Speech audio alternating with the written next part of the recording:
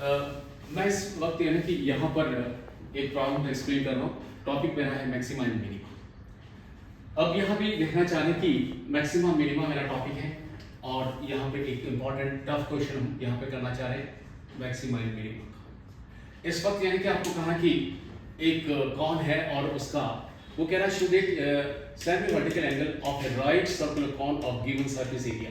हमेशा इन प्रॉब्लम में जो गिवन कंटेंट होता है उसके नीचे अंडरलाइन कर दें। इस वक्त यानी कि जो सरफेस एरिया वो आपका गिवन है। गिवन मींस उसकी फिक्स्ड न्यूमेरिकल वैल्यू है और आपसे कहा है कि सेमी वर्टिकल एंगल फाइंड करना है और इस सेमी वर्टिकल एंगल के लिए जो वॉल्यूम होगा वो मैक्सिमम होगा। आपने यहाँ पे कॉन ड्रॉ किया और यानी इसके रेडियस r लिया, इसके हाइट को h लिया और इसकी स्लांट हाइट को भी l ले लिया। इस वक्त यानी कि l, h और उसके साथ साथ यानी कि r तीनों में लिए क्या है अलग अलग है। ऐसे नंबर ऑफ यानी कि मैं कॉन ड्रॉ कर सकता हूँ जिसका यानी सरफेस एरिया तो फिक्स होगा और उनके h, r और l डिफरेंट होंगे। ओके, तो यानी कि ऐसे नंबर ऑफ यानी कि आप कॉन ड्रॉ कर सकते हैं जिनका सरफेस एरिया फिक्स है but they have different value of l, they have the different value of r, they have the different value of h। इसके बाद यानी कि आपको ये पता है ये राइट एंगल ट्रायंगल बन रहा है जैसे पाइथागोरस से लिखा, अगर x स्क्वायर चाहिए तो ये यहाँ से लिख सकते हैं। अब यहाँ पे सरफेस एरिया जो कि गिवन है आपका और किसी कॉन का surface area pi r square plus यानी कि पाई r l से लिखा जाता है। अब यहाँ से यानी कि क्योंकि इसमें ये वैल्यू अगर मैं मुझे फाइंड करनी है तो मैं इसको इधर ट्रांसफर कर दूंगा तो ये s माइनस हो जाएगा। इसमें s आपका गिवन है और हमेशा मैक्सिमा मिनिमा में जो गिवन होता है वो एक फिक्स वैल्यू होती है, एक फिक्स न्यूमेरिकल वैल्यू होती है। अब मुझे अगर l चाहिए तो ये पाई r मैं नीचे डिवाइड कर दूं, इसको यहाँ नीचे डिवाइड करूं, इसको नीचे डिवाइड करूं तो मेरे पास यानी कि l आ जाएगा। मैंने यानी कि l की वैल्यू को r और s के टर्म में फाइंड कर लिया। r एक वेरिएबल है, s मुझे गिवन है जो फिक्स वैल्यू है। अगर मुझे ये l की जो वैल्यू है वो वैल्यू मैं यहाँ डाल दूं तो मेरे पास x स्क्वायर आ जाएगा। तो जैसे इस वैल्यू में यहाँ डाला इसका स्क्वायर है, जैसे a minus B whole square की फॉर्मूले से खोलूं तो ये आपके पास आ जाएगा। फिर ये प्लस का स्क्वायर है और ये माइनस का ड्रॉप आउट और ये आपका x चाहिए तो ये रूट हो जाएगा। एंड दिस इज आपका यानी कि यहाँ पर l को r के टर्म में लिख दिया और h को भी यानी कि s और r के टर्म में लिख दिया।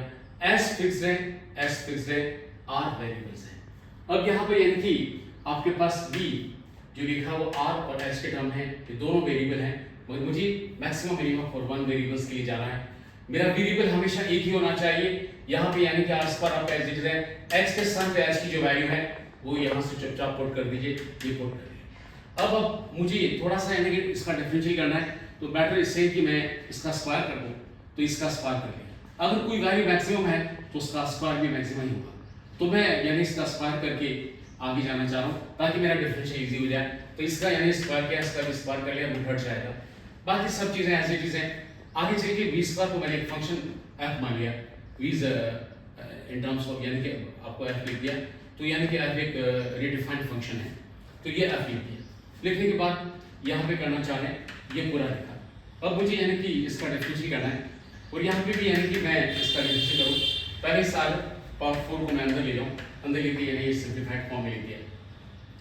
आगे चल के यानी कि फिर इस पाई स्क्वायर को भी अंदर लेके चले जाएं तो ये मॉड सिंप्लीफाइड हो गया। अब यहाँ पे देखना चाह रहे हैं मुझे इसका डिफरेंशियल r के रिस्पेक्ट में s एक कांस्टेंट वैल्यू है, s यानी एक फिक्स वैल्यू है, उसका डिफरेंशियल 0 होगा। बट यहाँ पे वेरिएबल जो नजर आ रहा है वो मेरा r है तो इस वक्त यानी कि मैं या r के रिस्पेक्ट में करूँ तो ये r स्क्वायर का यानी कि 2r हो जाएगा। r पावर 4 का यानी कि 4 आ गया यानी 8 हो गया और बाकी एज इट इज है ये आपका 0 हो गया। आगे चल के यानी कि इसमें से ये आपका 2/9 और SR इसमें से कॉमन ले लिया, आपके पास ये बचा।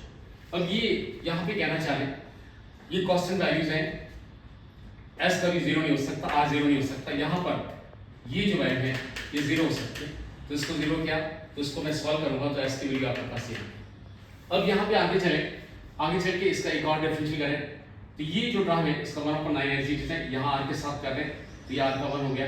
फिर यहाँ पे r क्यूब का कर रहे हैं तो यानी कि 3 आ गया, यानी से 24 r स्क्वायर हो जाएगा। आगे चल के यानी कि ये कहना चाह रहे हैं कि इसमें जो एक्सप्रेशन आपके पास आ रहा है इसमें यानी कि अगर मैं आपसे कहूँ कि मुझे r स्क्वायर की वैल्यू पुट करनी तो r स्क्वायर की वैल्यू यहाँ पे डाल दूँ तो जैसे डालें फिर ये पूरा रिजल्ट मेरा इन टर्म्स ऑफ क्या आ गया यानी a स्क्वायर के टर्म में आ गया और ये -4 a स्क्वायर आ रहा है।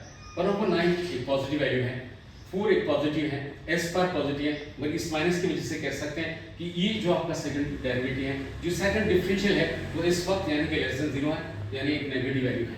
और जब यानी कि आपका सेकंड डिफरेंशियल नेगेटिव होता है तो हमेशा यानी कि ये कह सकते हैं कि वहाँ पर मैक्सिमा है। तो ये कहना चाह रहे हैं कि जो एल की वैल्यू आपके पास एल ये लिखा हुआ दिख रहा है आपको, यहाँ पे चले जाए और इसमें एस की जगह जो वैल्यू आपके पास कितनी आ रही है 4πr², वो वैल्यू यहाँ पुट कर दी।